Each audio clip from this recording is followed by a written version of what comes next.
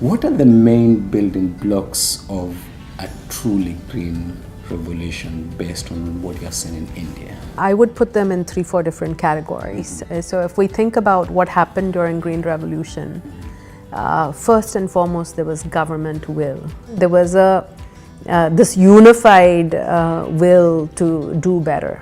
Second then was input in the form of seeds, which was appropriate for the local environment. And then very soon we realized that we needed to have research programs which improved on the products which had come from all over the world, but which were more suitable for the Indian environment.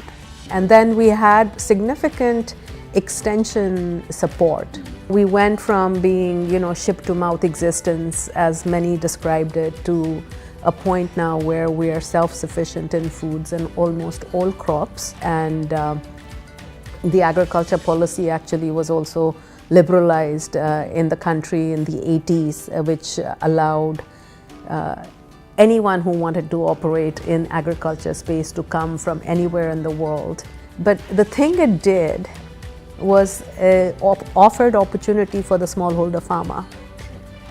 Because the farmers now had choice not only of buying my seed, but of buying seeds from every other company possibly. And so I really had to also look at what I was doing to make sure that the products developed were in the interest of the farmer and giving the best possible return for the farmer.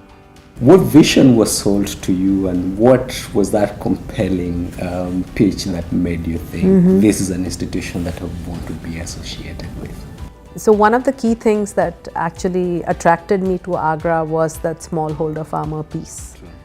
Because in India the story was very similar, but this was now already 50 years ago. Yes.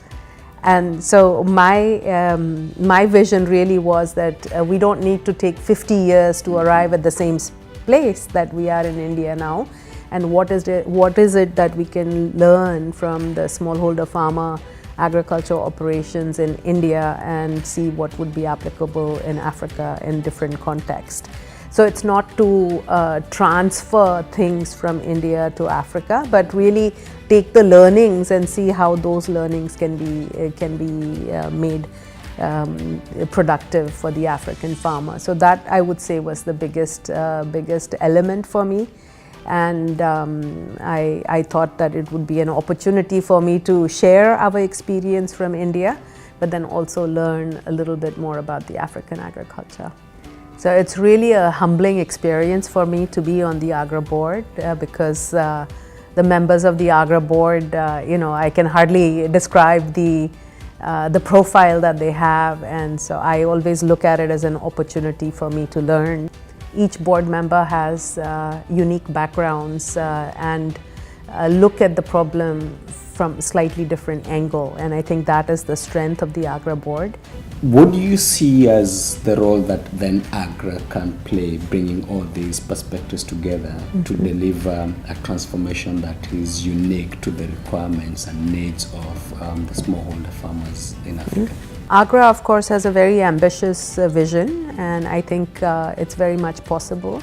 Agra, of course, had been supporting a number of seed companies or small startup seed companies, I would say, that had been a focus.